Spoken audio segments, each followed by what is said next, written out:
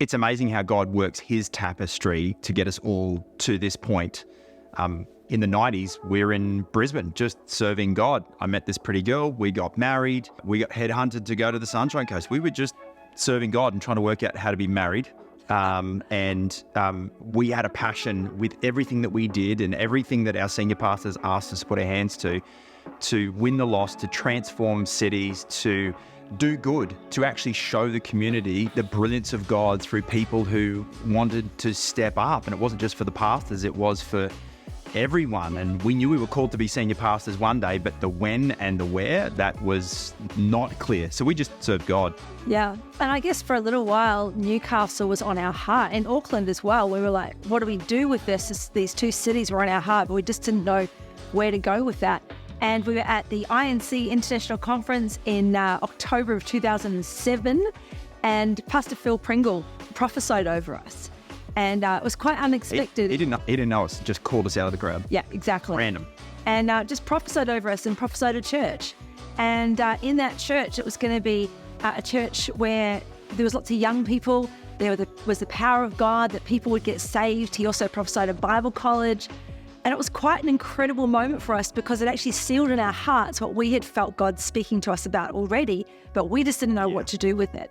So comes to 2008 and we get offered this church in Newcastle, and we actually had a plan and a dream to plant a church, but through prayer and a whole bunch of confirmations, God made it abundantly clear that this was our calling to come. And so we came in 2008 in trying circumstances. The details are for another day, but I was up and down for 6 months, and Bex was fresh with a cesarean scar after Joel, baby number 3, and so we came knowing what God had put in our hearts and going, well, God, you know what you're doing. You've orchestrated this. And so we lighthearted but not lightweight, fun-loving and passionate about helping Christians be all that they can be and make a difference in their world. And so we came to the church and said, well, God, what have you got on this church? And this church planted, it was started as 2 separate churches. The Newcastle planted by a Kiwi couple, Jim and Jane Sutherland, and Toronto by Steve and Chris Watson Brown. This church had been one together as 2 camps, 1 church for 2 years before we came along. And so we just prayed, God, what have you got on this house? And we found out by talking to people, but also hearing from God, this is a church of great influence, a great footprint, influencing our movement of INC, leaders of our movement, members of national executive and state leaders have been through this church, that we would be a blessing to our community. But we have a big footprint. God has called this church to do great things. And so we just felt like that was hand in glove, that God had done his thing in orchestrating to get us here in 2008. And it wasn't until after we got here that we discovered that the things that God had placed on our heart were actually already part of the DNA and the call over this house. Our second pastor of Goodlife Church before our days, David Schaefer, he actually had a vision of this church being like a hub, and out of the hub came other churches that were like spot fires or like the spokes of a wheel, that this would be how the churches would be planted from this house. And it just resonated with what God had already placed on our heart for Goodlife Church. It was like God had put us here for a purpose in a church with that purpose to help it take steps forward and generationally step forward to be able to fulfill a purpose. We found the telos, the purpose of God for Goodlife Church, and were so pumped and ready to go. So we get to the start of 2009 and we renamed the church Goodlife, not just because we thought it was a nice name or a good name or a marketable name, but because it represented who we were and who we were becoming and what God had called us to represent to our city as we multiply that way. Yeah, we don't want to just reach people and say, come and live this life. We want it to actually model what this life looks like and what families look like and what, even success. What does success actually look like in the kingdom of God? And to us, that was just really encapsulated by the name Goodlife and living the good life. Yeah, we stated that our vision statement would be that we are for our city, and that was big. It was outlandish. It was outside the 4 walls of the church, but slightly hard to kind of wrap your head around it if you were still getting there. So really, for a while, there are a few people just watching on going, well, let's see how this works, and this sounds big, and let's see how long maybe these pastors last. And So it wasn't really until that I got away in probably mid or late 2009 and just said, God, give me the download. Who will be the people that can build this dream and this vision that God has put on our hearts, and meld it together with a church that's always had that DNA. And that's where we had the download of what's now known as the passion statements. You can read them on the website. But I came back and we wrote it down, and it was obviously a God download. It was captivating. People were not just watching on. They went, I get it now. I'm ready to go. Yeah, it's incredible. Actually, the amount of people who have said to us, they read the passion statements and just knew that this church was going to be their church from those statements. And I know that when he came home from this prayer retreat and showed me what he'd written down, something just leapt in my spirit. And I knew immediately that this was the lifeblood, or the DNA of our house, with these statements are encapsulated in who God had called us to be in those statements. And they've remained our heartbeat from day one. Yeah. There was things like, the headlines are that we want to live the good life. Yeah. We want to be the church, not just go to church. And we want to unleash more good. That is an adventure that God wants to include you and I on. And the statements as you go in and unpack it are things like, this is a spirit, it's a way of living. It's not just an attendance of a church service. Right. It's generosity. It's families that are strengthened. And it's a heart, as a house of God that's filled with a heartbeat of prayer and faith and praise, where everything seems possible, and where we would see needs in the community, not just with the programs that we have, but Goodlife is having the eyes to see it every single day, an attitude that not everything's okay, but one day it will be, committed, that even if it starts small, we're committed to growing big, and it captivated people's hearts.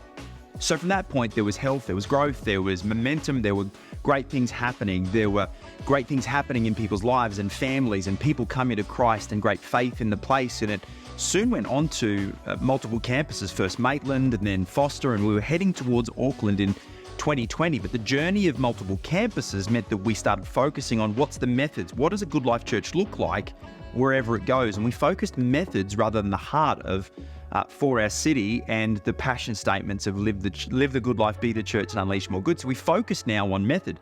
We want people to know God, find freedom, discover purpose, and make a difference. It was emblazoned everywhere, but it didn't have the Good Life zip.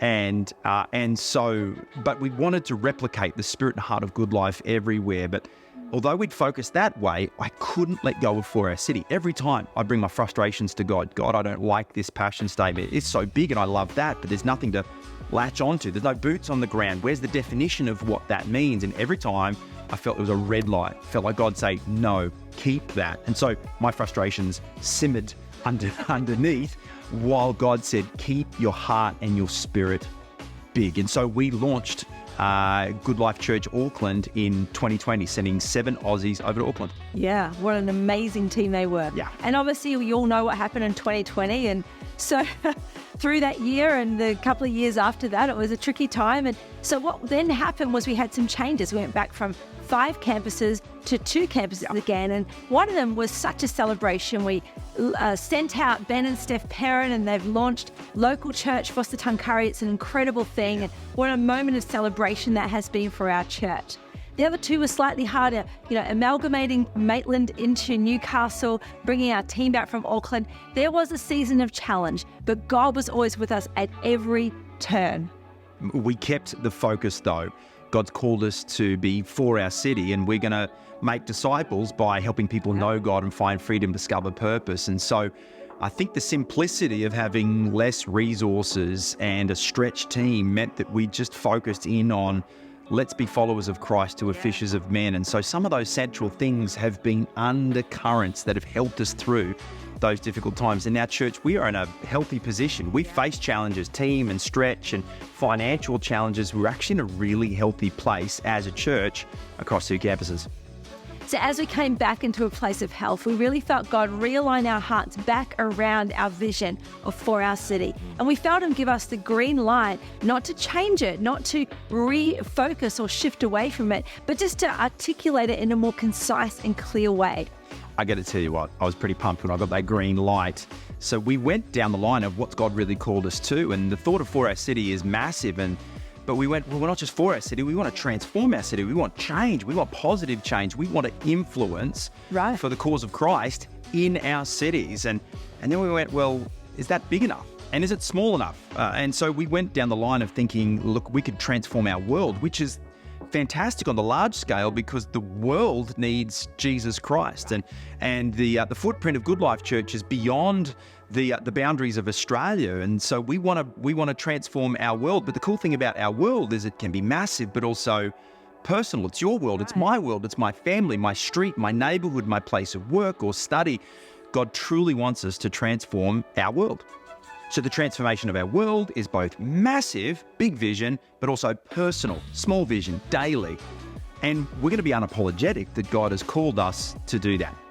And what are we transforming our world with? Right. Well, of course, it comes down to the truth and the power of Jesus Christ. Love it. Jesus said to the Sadducees, he said, you are in error because you do not know the scriptures or the power of God. So you flip that. You don't want to be in error. What do you want? You need the scriptures and the power of God. You need the word and the spirit. And this is our goal, is to at every point, we're going to transform our world with the power and the truth of Jesus Christ. I love that. So clear. Goodlife Church, our next season is all about we will transform our world with the power and the truth of Jesus Christ. So because we are confident that God has given us these words, this conviction, so in service to Him, we will serve our God and we will serve our world. This will be the thing that we dedicate our best energies, our heart, our focus, our intent, and our affection on.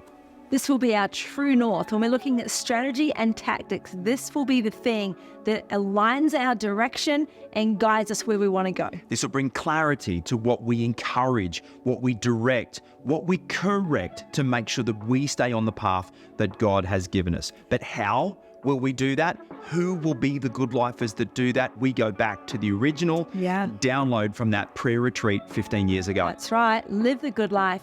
Be the church. Unleash more good. We are inviting you to open up your hearts to what God is doing in Goodlife Church for the next season and say, God, what's my part to play? We truly want to be good lifers who embody those passion statements. Right. So to live the good life is a spirit. It's a way of living. It's 100% commitment to Christ and bringing His kingdom to earth. It's authentic faith expressed with sincerity. It's good stewardship of resources, a lifestyle of excellence, giving our best, stepping up and living a life worthy of the call of God. It's living in the presence of God with the natural outworking of His supernatural power. It's passionate, it's fun, and loving life, overcoming life's obstacles, sticking together, committed to serving the local church and reaching neighbours, family and friends. It's innovative, hardworking, generous, living lives of significance and influence. It's strengthening families and homes built on love where marriages, parents, and children thrive. It's security, acceptance, and unity. Building strong and confident people. It's lives that shine the brilliance of God through the evidence of a changed life. And it's a spirit of faith that doesn't pretend everything is okay, but believes that one day it will be. Be the church is a powerful representation of Christ's love. It feels like home. There's no barriers of race, gender, financial status, colour, or religion. Everyone is accepted, everyone is loved. It's a community of faith that is intentionally winning the lost, building strong disciples, developing leaders, and restoring families. An unmatched influence, a church that cannot be ignored, where people realise their God-given platform and passionately stand on it with confidence, excellence, bringing leadership to their area of expertise and creating kingdom influence at every level. A church of massive momentum, filled with faith, energy and passion, where it seems like nothing is impossible. A house of prayer where hearts beat with a passion for Christ and His kingdom on the earth. Planting churches with the same spirit of faith, passion, influence and Christ's love as we are led by the plan of the Holy Spirit. Powerful generosity. Gathering resource to fulfill the Great Commission, teaching people to prosper so they have the opportunity to experience the power of faith, multiplication and giving. Unleash more good. Having eyes to see the opportunities every day to help another person in need. It's in the heart of every good lifer and outworks locally through programs that are meeting the needs of locals doing it tough, helping them break the cycle of poverty, welfare, abuse or dependency. Reaching nationally and internationally through partnerships of mutual respect, teamwork and empowerment. Executing justice upon the earth, righting the wrongs, challenging the evils of this world, speaking up for those without voice. Prepared to start small, committed to growing big. Goodlife Church, we are inviting you to join your hearts, your efforts, your energies, and the best of our lives to the cause of Christ. He's called us to transform our world with the power and the truth of Jesus Christ. And we're inviting you to join in on the adventure of our lives.